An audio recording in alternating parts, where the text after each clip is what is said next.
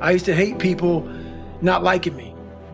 One of the hardest things in the world for me at a young age was, my God, I just want to fit in. I want to fit in. I want you to like me. So that's a horrible place to be in life because you lose yourself. When you want to fit in with people so badly, normal people, no better than you, you do whatever you can to fit in. That's a bad place to be. You lose yourself in trying to create a character that other people will accept. That's where I found a lot of joy, man. This is God, this is me. I'm still working on myself. Take it or leave it, you don't like me, take a number and get in line, man. The only thing that gets me mad nowadays is that so many people die with untapped potential because they think that someone else is better than them. And they were born not with the greatest tools.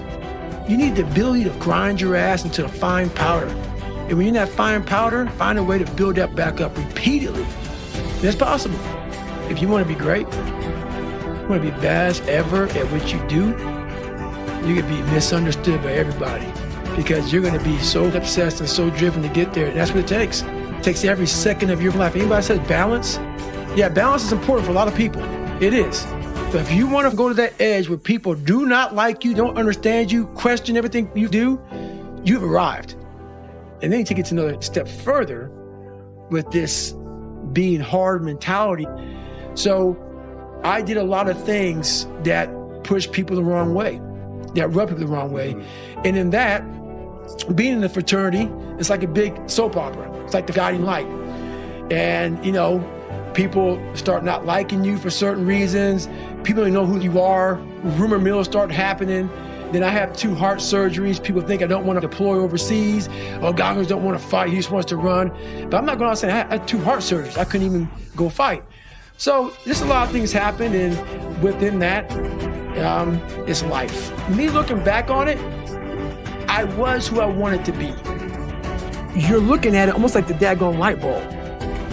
Like, okay, this went wrong, that went wrong, that went wrong. And then you go back into it. All failure is a tool for success. It shows you how to get there if you're willing to stay in the fight. That's the hard part. So after failure, all these voices start to say, no, we're not good enough, we're not good enough, we're not good enough. No, we haven't tried enough. And that is so true. We just haven't tried enough. But yeah, without failure, I wouldn't be who I am today. That voice became haunting. When I was younger, I could get away from it a little bit.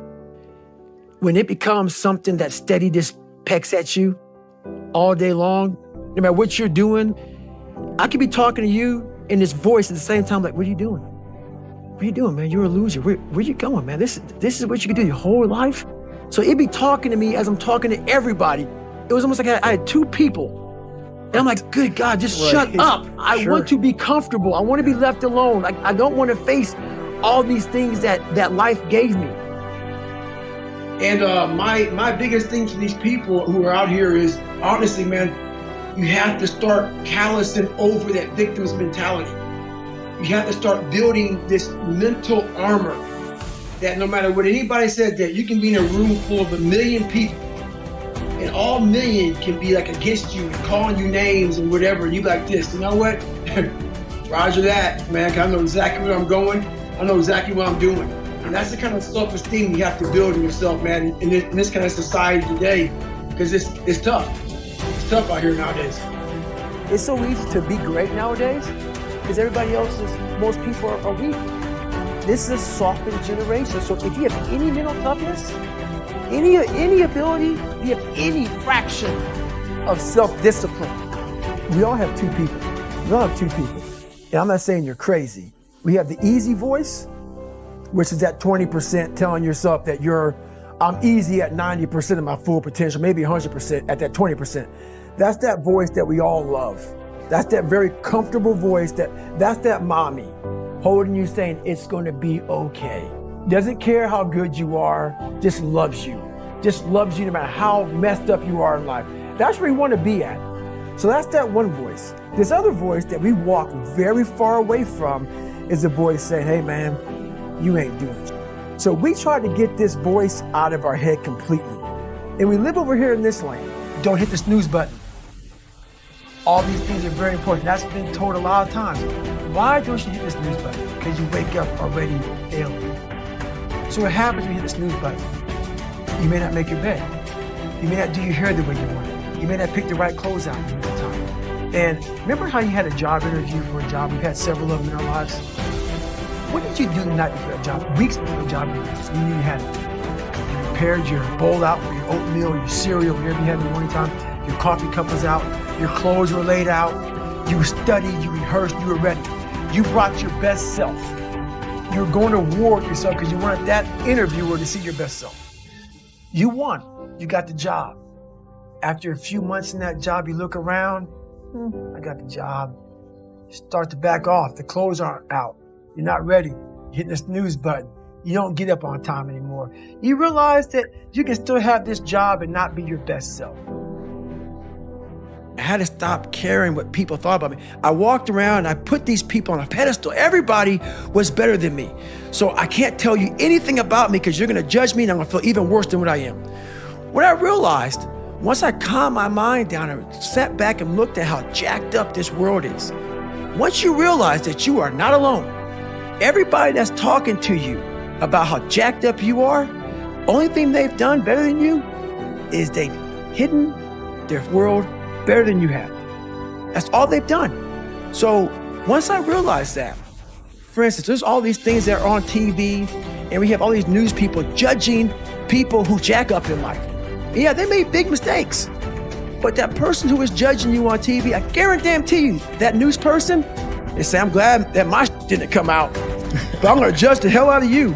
I know that about people. So if you want to sit back and judge how jacked up I was and how messed up my life was, Merry Christmas, go for it. Have a good time. Well, at that time of year again, we start to feel real happy. Why? Because we're not going to work.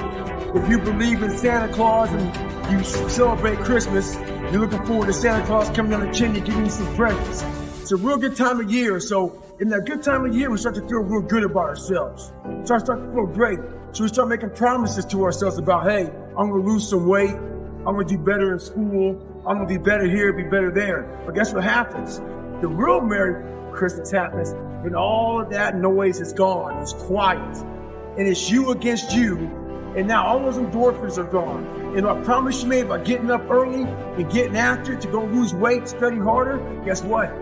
It's a lot harder now. That repetition becomes a lot harder now. So a lot of us can't do things on our own. So find somebody in your life. So when you throw that towel in, they throw that motherfucker back at you and say you're not done yet. How are you gonna feel, man, when you accomplish this goal coming from that? Coming from the fucking hell you came from. A lot of people start from a good starting point. They have a good foundation. What if you can surpass all these motherfuckers? What if everybody who was way up here started up here, and you started with no legs. You had to grow the legs. So you can start walking, and then crawling, and then running. And then you start passing people with all this given to them. This might be exactly what I need. The darkness is exactly what I need. It's how you look at your situation.